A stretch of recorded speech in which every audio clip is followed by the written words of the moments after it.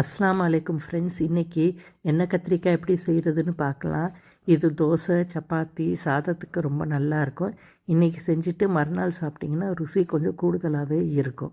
இதுக்கு நம்ம வறுத்து அரைக்கிற மசாலா ஒன்று தயாரிச்சிக்கலாம். இதுக்கு ஒரு வாணலியில் 1 டேபிள் ஸ்பூன் அளவுக்கு நல்லெண்ணெய் உபயோகம் பண்ணிக்கோங்க. எண்ணெய் கத்திரிக்காய் முழுசுமே நல்லெண்ணெயில் சமைச்சிங்கன்னா ருசி கொஞ்சம் கூடுதலாக இருக்கும். அதனால் நல்லெண்ணெயை எடுத்துக்கோங்க. அதில் 1/2 டீஸ்பூன் அளவுக்கு வெந்தயம் போட்டுருங்க. திருப்பியும் 1/2 டீஸ்பூன் அளவுக்கு கடலைப்பருப்பு, 1/2 டீஸ்பூன் அளவுக்கு எள், 1/2 டீஸ்பூன் அளவுக்கு வேர்க்கடலை, இந்த 4யும் போட்டு ஒரு வதக்கிடுங்க.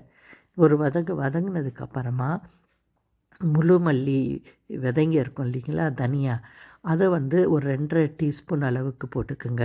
2.5 டீஸ்பூன் அளவுக்கு தேங்காய் திருவல், குமிழோட தேங்காய் திருவலை உபயோகம் பண்ணிக்கிங்க. போட்டுட்டு அதையும் போட்டு கொஞ்சம் வதக்கிட்டு முதல்ல மல்லியை போட்டு கொஞ்சம் வதங்கினதுக்கப்புறமா தேங்காயை போடுங்க. தேங்காய் கடைசியாக சேர்க்கணும்.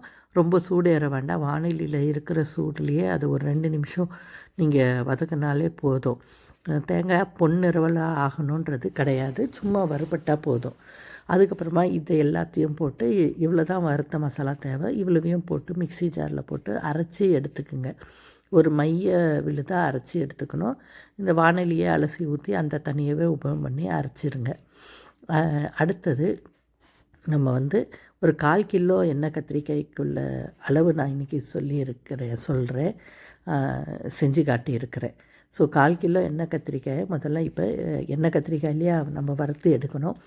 வாணலியில் நல்லெண்ணெய் சேர்த்துக்குங்க. ஒரு 2 டேபிள் ஸ்பூன் அளவுக்கு நல்லெண்ணெயை சேர்த்துக்குங்க. அதில் இந்த கத்திரிக்காயை காம்பு இருக்கும் இல்லைங்களா, காம்பில் கொஞ்சம் காம்பை விட்டுட்டு நீங்கள் வெட்டிக்கிங்க. அந்த கிரீடத்தோடு அந்த கத்திரிக்காய் இருக்கட்டும், அப்போ தான் அது கத்திரிக்காயை பிடிச்சி வச்சுருக்கோம். முடிஞ்ச அளவுக்கு சின்ன அளவில் இருக்கிற கத்திரிக்காயை எடுத்துக்கோங்க.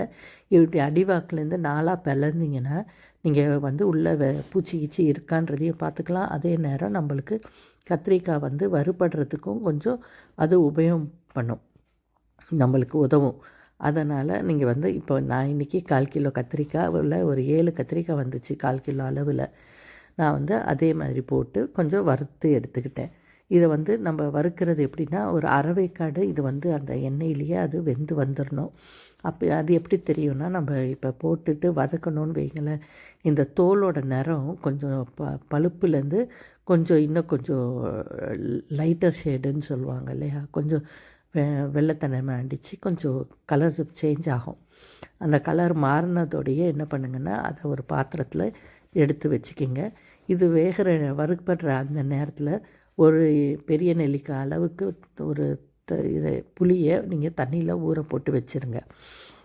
போட்டு வச்சுட்டு இன்றைக்கி நம்ம அடுத்தது நம்ம இதை வறுத்து எடுத்ததுக்கப்புறமா நம்ம போட்டு வெங்காயம் தக்காளி எல்லாம் போட்டு வதக்க வேண்டியது தான். தக்காளி ஒரு 4 தக்காளி சாப்பரில் போட்டு நான் சாப் பண்ணி எடுத்துக்கிட்டேன்.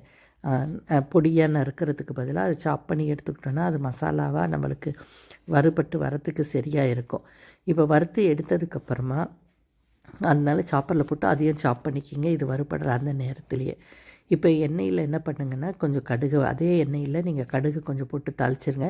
இப்போ நான் சாம்பார் வெங்காயத்தை காட்டுறேன் பாருங்கள். கொஞ்சம் பெரிய அளவுகளில் இருக்கிற சாம்பார் வெங்காயம் ஒரு 15 எடுத்துக்கணும். அதனால தான் நான் இப்போ காட்டினேன். சின்னதாக இருந்தால் அதுக்கேற்ற மாதிரி நீங்கள் அட்ஜஸ்ட் பண்ணிக்கோங்க. சின்னதுன்னா 2 அளவு அப்படி சேர்த்துக்குங்க. ஒரு 15 சாம்பார் வெங்காயம், இப்போ ஒரு 5 பல்லு பூண்டு சதைச்சி போடலாம், இல்லை இப்படி நம்ம ஸ்லைஸ் பண்ணியும் போடலாம். போட்டுட்டு கொஞ்சம் நல்லா வதக்கிக்கங்க. கருவேப்பிலை போட்டுருங்க.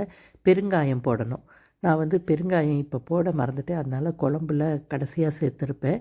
ஆனால் இப்போ வெங்காயம், பச்சை மிளகா, வெங்காயம் பூண்டோட பெருங்காயம் கருவேப்பிலையும் சேர்த்துக்குங்க.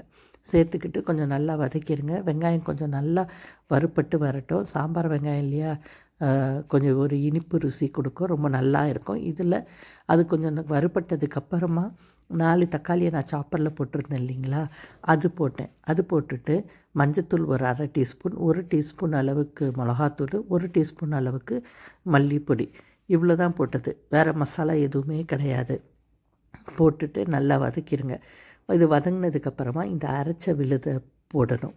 போட்டுட்டு அது வந்து நம்மளுக்கு வந்து இது என்னது நல்லா வறுபடணுன்றது கிடையாது. அரைச்ச விழுது வந்து நம்மளுக்கு ஏற்கனவே வறுத்து தானே அரைச்சிருக்கிறோம்.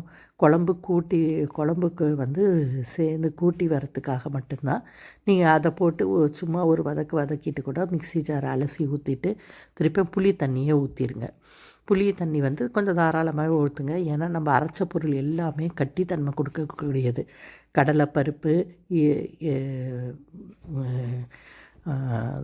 மற்ற பொருளுங்க எல்லாமே, வேர்க்கடலை, தேங்காய், வேர்க்கடலை எல்லாமே. இப்போ பார்த்தீங்கன்னா நான் இப்போ தான் எல்ஜி பொடியை போட்டிருப்பேன். அது ஏன்னா நான் வந்து அப்போ போட மறந்துட்டேன். அதனால் என்ன பண்ணுங்கன்னா, இந்த புளியோட பச்சை வாசனை போகிறதுக்காக நம்ம தண்ணியை சேர்க்குறோம். அது மட்டும் இல்லை, தண்ணி வந்து குழம்பு வந்து நல்லா ஒன்றோட ஒன்று வரணும். குழம்பி வரணும். அப்படி ஒரு வார்த்தை சொல்லுவாங்க. அந்த மாதிரி அது நல்லா வெந்து வரத்துக்காக தேவையான அளவு தண்ணியை கொஞ்சம் தாராளமாகவே விட்டுருங்க. அப்போ தான் எல்லாமே ஒன்றோட ஒன்று கலந்து போய் கொதித்து வரும். இந்த நேரத்தில் நீங்கள் உப்பு பார்த்துக்கிட்டு உப்பு போட மறந்துட்டேன், உப்பு போட்டுருங்க.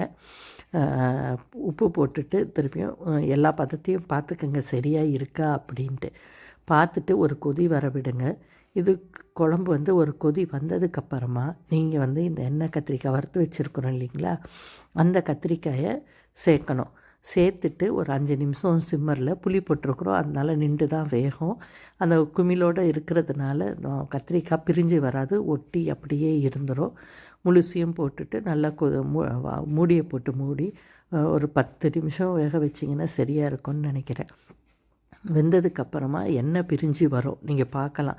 எண்ணெய் பிரிஞ்சு வர்றதுக்கு நம்ம வர்றதுக்கு கொஞ்சம் நேரம் எடுக்குது அப்படின்னா இது ஒரு சின்ன ட்ரிக்கு நான் உபயோகம் பண்ணுவேன். பொதுவாக கடைசியில் என்ன பண்ணுவேன்னா கொஞ்சம் எண்ணெயை ஊற்றிடுவேன் மேலே. மேலே ஊற்றுற எண்ணெய் என்ன பண்ணுவேன்னா குழம்புல இருக்கிற மற்ற எண்ணெயை மேலே எடுத்து வரத்துக்கு உதவி பண்ணும். அதனால் நம்ம மேலே எண்ணெயை ஊற்றுனதோடைய மேலே வந்துடும். பார்த்திங்கன்னா நீங்கள் எண்ணெய் விட்டு வந்துடும். இது கத்திரிக்காய் முடிகிற மாதிரி இருக்கிற அளவுக்கு இந்த குழம்பு வந்து ஒன்றோட ஒன்று கலந்து ருசி சரியாக தெரிகிறதுக்கு கொஞ்சமாக வெல்லத்தை போட்டுக்குங்க. வெல்லத்தை போட்டிங்கன்னா குழம்பு வந்து ருசி கொஞ்சம் கூடுதலாக இருக்கும். மல்லித்தலையை தூவி இறக்கிடுங்க ஃப்ரெண்ட்ஸ். அவ்வளோதான். ட்ரை பண்ணி பாருங்கள்.